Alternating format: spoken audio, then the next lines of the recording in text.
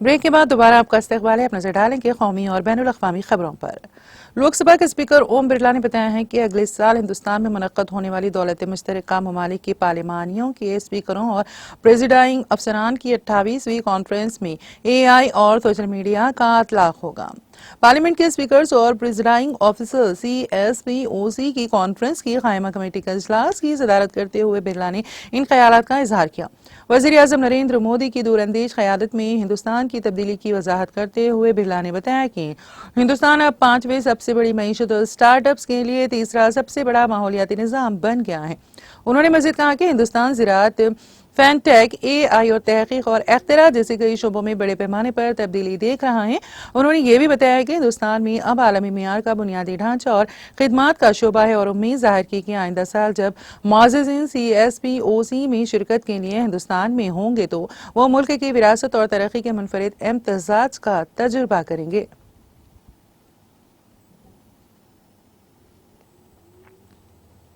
मेहनत और रोजगार और नौजवानों की उमूर और खेल कूद के मरकजी वज़ीर मनसुख मांडविया ने विकसित Bharat youth leader dialogue programme का इफ्तिताह करते हुए कहा है कि यह मुल्क के नौजवानों को क़यादत सौंपने की एक पहल है। भारत मंडपम में मुख्तलिफ रियासतों के 3000 से ज्यादा नौजवानों से खिताब करते हुए मांडविया ने कहा है कि मुल्क में अपनी नौयत का ये पहला प्रोग्राम है जिसमें मुल्क के नौजवानों को क़यादत सौंपने की पहल की गई है। उन्होंने कहा है कि ये इस तरह का पहला तारीखी वाक़या है जो हमारे नौजवानों को तरक्की याफ्ता हिंदुस्तान के मुश्तरका विजन में अपना रोल अदा करने की ताकत देता है। उन्होंने कहा है कि इतवार को मुल्क भर के नौजवान तरक्की याफ्ता हिंदुस्तान के बारे में वज़ीर आज़म नरेंद्र मोदी के साथ बातचीत करेंगे। मरकजी वज़ीर ने कहा है कि हम हर साल 12 जनवरी को स्वामी विवेकानंद की याद में यूथ फेस्टिवल मनाते हैं और इस त्योहार के दिन तमाम नौजवान मुल्क और अपनी तरक्की का अहद करते हैं।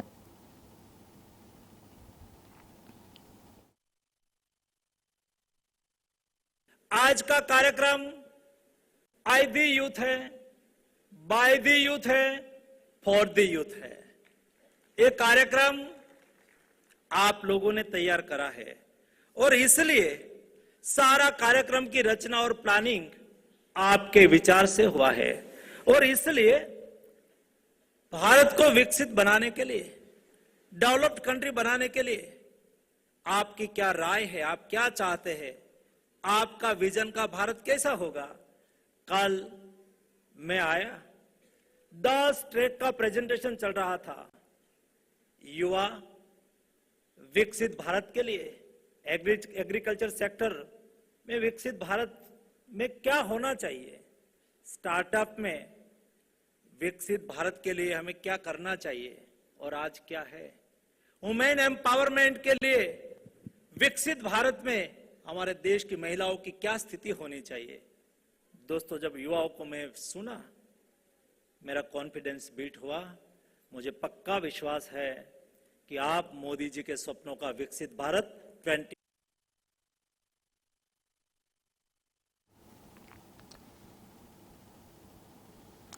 पंजाब में हुक्मरान आम आदमी पार्टी के लुधियाना मगरबी से MLA गुरप्रीत बसी गोगी की जुमा की देर रात उनकी रिहायशगाह पर पुरअसरार हालत में गोली लगने के बाद मौत हो गई। बताया जा रहा है कि उनके सर में गोली लगी थी। उन्हें DMC अस्पताल ले जाया गया जहां उन्हें मुर्दा करार दे दिया गया। वाकई के बाद पुलिस कमिश्नर कुलदीप चहल और डिप्टी कमिश्नर जितेंद्र भी अस्पताल पहुंच गए। पुलिस का कहना है कि पोस्टमार्टम रिपोर्ट से पता चलेगा कि बसी ने खुदकुशी की या उन्होंने गलती से खुद को गोली मार ली। गोगी की मौत पर गम का इजहार करते हुए पंजाब के वजीर आला भगवंत मान ने कहा, हमारी पार्टी के लुधियाना वेस्ट से मुअज़्ज़ज़ MLA गुरप्रीत गोगी जी के इंतकाल की अफसोसनाक खबर मौसूल हुई है। मुझे ये सुनकर बहुत दुख हुआ। गोगी जी बहुत अच्छे इंसान थे। गम की इस घड़ी में लवाहिकीन से दिली ताज़ियत। खुदा अनजानी को अपने कदमों में जगह दे।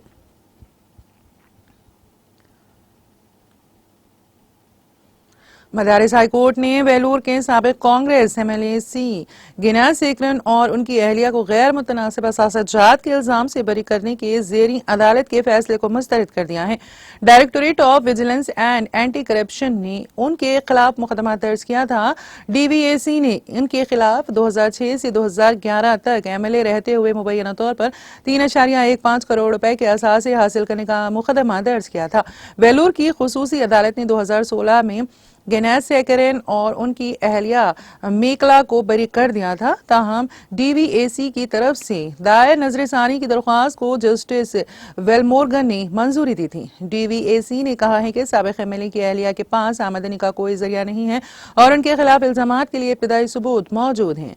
ज़ेरी अदालत के इस हुक्म को जुमा के रोज मुस्तरद कर दिया गया और हाई कोर्ट ने DVAC को केस को आगे बढ़ाने की हिदायत भी दी है।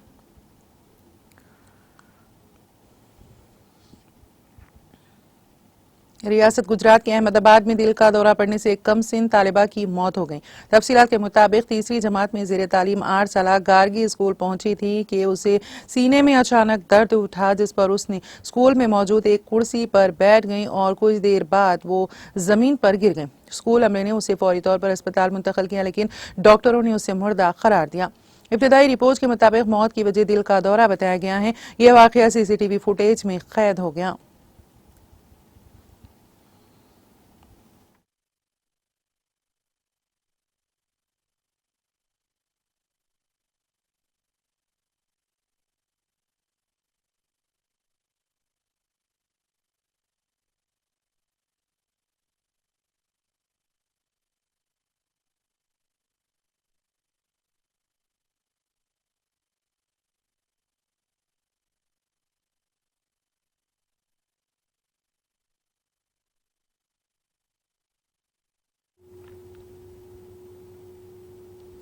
जम्मू कश्मीर के लेफ्टिनेंट गवर्नर मनोज सिन्हा ने साबिक वज़ीर-ए-आज़म लाल बहादुर शास्त्री को उनकी पूर्णिया तीर्थी पर शानदार खिराज अक़ीदत पेश किया। उन्होंने कहा, शास्त्री जी ने कौम की तरक्की और फलाह बहबूद के लिए तब्दीली लाने वाली इस्लाहात की। बता दें कि लाल बहादुर शास्त्री हिंदुस्तान के दूसरे वज़ीर-ए-आज़म थे। उन्होंने इस साल 1964 से 1966 तक मुल्क के वज़ीर-ए-आज़म की हैसियत से खिदमत अंजाम दी।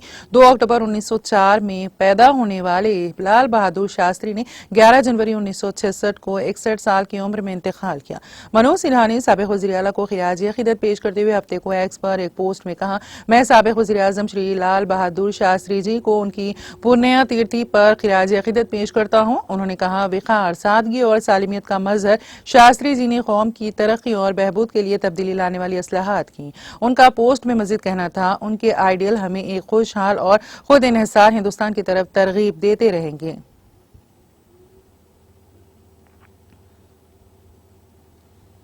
छत्तीसगढ़ के मंगेली जिले के सरगांव में ग्राम पंचायत रामबोड़ के कसम आयरन फैक्ट्री में साइलो गिरने से मलबे में दबे एक इंजीनियर की लाश मिली है। इसके अलावा 2 मजदूरों की लाशों को सुबह तक तलाश के बाद निकाला गया। मुसलसल 40 घंटे चलने वाले इस रेस्क्यू ऑपरेशन को NDRF, SDRF और मुकामी इंतजामिया की टीमों ने अंजाम दिया। इस तरह अब तक इस हादसे में 4 लोगों की मौत की तस्दीक हो चुकी है। साइलो के नीचे दबी हुई लाशों की शिनाख्त बिलासपुर के सरकोंडा के रहने वाले इंजीनियर जुनीद साहू के तौर पर की गई है और 2 मजदूर उद्देश कश्यप और प्रकाश यादव के तौर पर हुई हैं। तीनों लाशों को पोस्टमार्टम के लिए बिलासपुर भेज दिया गया है। इससे पहले एक मजदूर मनोज धर तिल्हारे को जख्मी हालत में मौके से निकाला गया था, जिसकी अस्पताल में इलाज के दौरान मौत हो गई थी।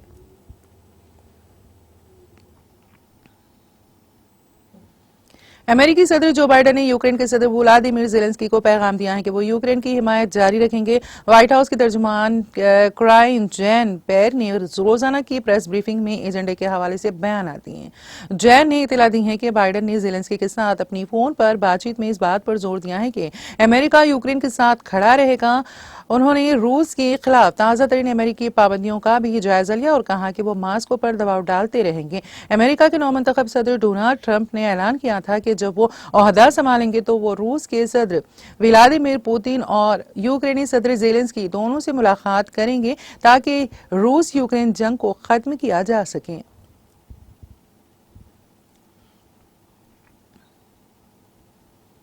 कीनिया में तैयारा गिरने और इसमें आग भड़क उठने से 3 अफराद हलाक हो गए। कीनिया के साहिली शहर मालंदी के करीब मालंदी मोम्बासा हाईवे पर एक तैयारा गिरकर तबाह हो गया और इसमें आग लग गई। इस हादसे में तैयारे पर सवार 3 अफराद अपनी जानों से हाथ धो बैठे।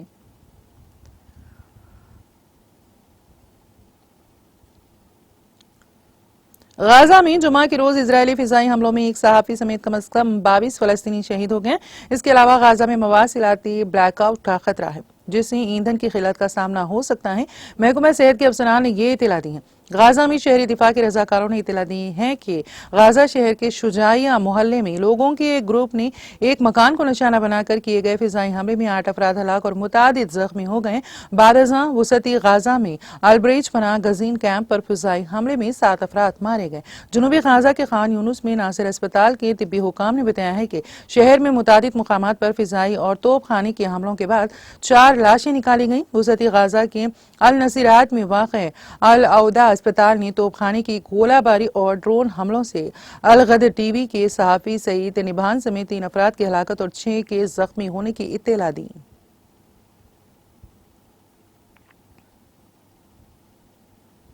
जापान में 1999 के बाद से फ्लू के मामलों की रिकॉर्ड बड़ी तादाद देखी गई है। दिसंबर के आखिरी हफ्ते में जापान भर के तिब्बी इदारों में इन्फ्लुएंजा के मरीजों की तादाद 1999 के बाद अपनी बुलंद तरीन सतह पर पहुंच गई। मुल्क की वजारत सेहत, मेहनत और बहबूद ने ये इतला दी। वजारत के मुताबिक 29 दिसंबर तक खत्म होने वाले हफ्ते में तकरीबन 5000 इदारों में फ्लू के तकरीबन 3,17,812 मामले रिपोर्ट हुए। ये फी इदारा 64.39 अफराद की औसत है और 30 की इंतबाही सतह से ऊपर हैं। वजारत सेहत के मुताबिक मुल्क के तमाम 47 सूबों में एक हफ्ता पहले के मुकाबले में मुतासरीन की तादाद में इजाफा रिकॉर्ड किया गया। इनमें से 43 आला तरीन अलर्ट सतह पर हैं। वजारत के एक अहलकार ने बताया है कि छुट्टियों की वजह से लोगों ने अपनी सरगर्मियों का दायरा बढ़ा दिया है, जिसकी वजह से केसेस में मजीद इजाफा हो सकता है।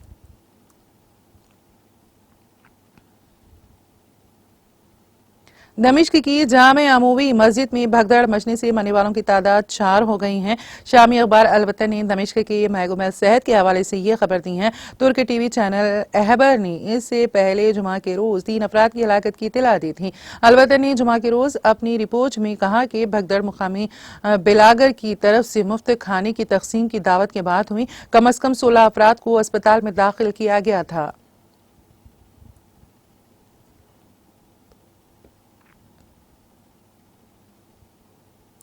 अमेरिकी रियासत जॉर्जिया के दारुल हुकूमत एटलांटा की फील्ड जैक्स इंटरनेशनल एयरपोर्ट से मनियापोलिस जाने वाली डेल्टा एयरलाइन की परवाज को इंजन में खराबी की वजह से टेक ऑफ से कुछ ही देर पहले रोक दिया गया, जिसके बाद हंगामी इनखला के दौरान 4 मुसाफिर जख्मी हो गए। फॉक्स न्यूज ने हफ्ते के रोज हवाई अड्डे के हुकाम के हवाले से बताया है कि फ्लाइट में कुल 201 मुसाफिर सवार थे। जुमा के रोज होने वाली गड़बड़ी के बायस तैयारे को रनवे पर रोक दिया गया और तमाम मुसाफिरों को हंगामी स्लाइडर्स के जरिए बाहर निकाला गया।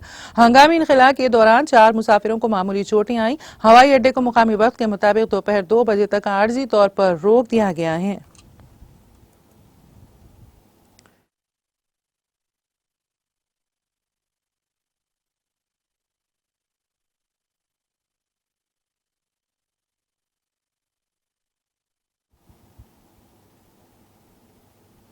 और अब आखिर में एक नजर हेडलाइंस पर।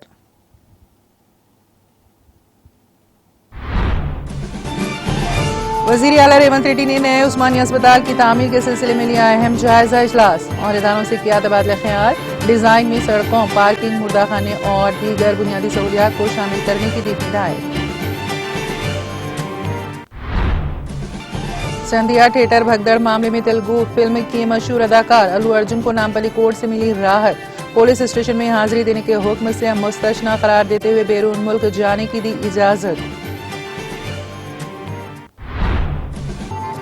यादाद्री भुवनगिर जिले में बीआरएस पार्टी के दफ्तर पर कांग्रेस के कारकुनों का हमला। दफ्तर में फर्नीचर की तोड़फोड़, पार्टी कारकुनों पर भी हमले की कोशिश।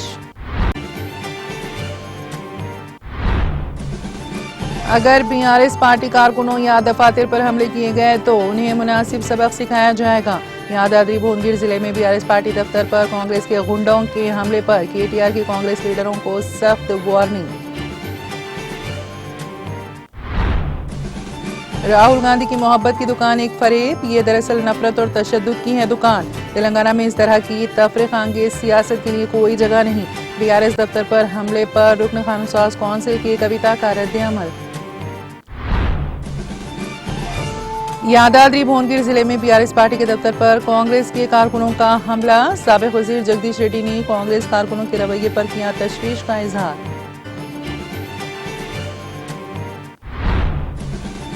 गोंडा पोचम्मा सागर वाक़े पर के कविता का शदीद इजहार अफसोस। मुतवफ़ी 5 नौजवानों के अफराद खानदान से इजहार ताज़ियत। संक्रांति त्योहार के मौके पर वंदे भारत ट्रेन में 20 इजाफी coaches. Visakhapatnam Secunderabad Visakhapatnam Vande Bharat express train के मुसाफिरीन को राहत।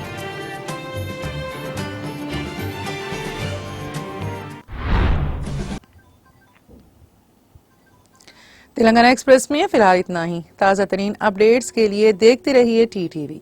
अब मुझे और मेरी पूरी टीम को दे इजाजत। खुदा हाफिज।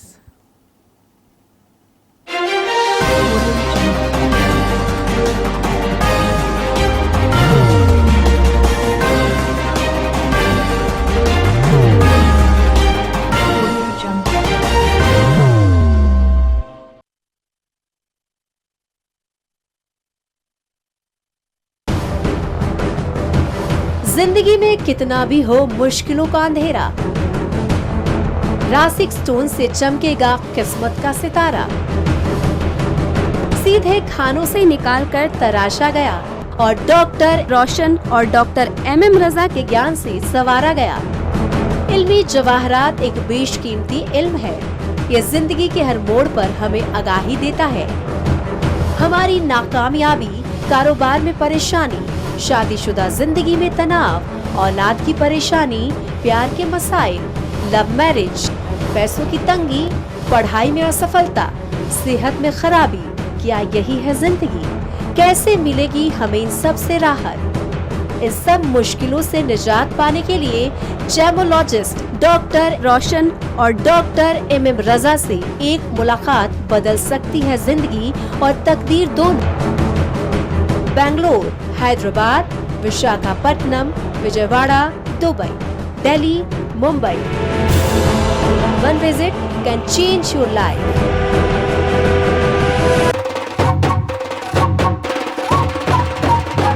जगमग दिल के तारों में रिश्तों की होगी धुन, सोनिए तू, उखड़िए तू, सबको सुना दे अपने दिल की ट्यून, डार्लिंग दुल्हनिया तुझे, अब रुक मत, ये मोमेंट तेरा है। डार्लिंग दुल्हनिया तुझे। Be the showstopper, be the showrunner. Show how it's done. Come celebrate the Brides of India with Malabar Gold and Diamonds.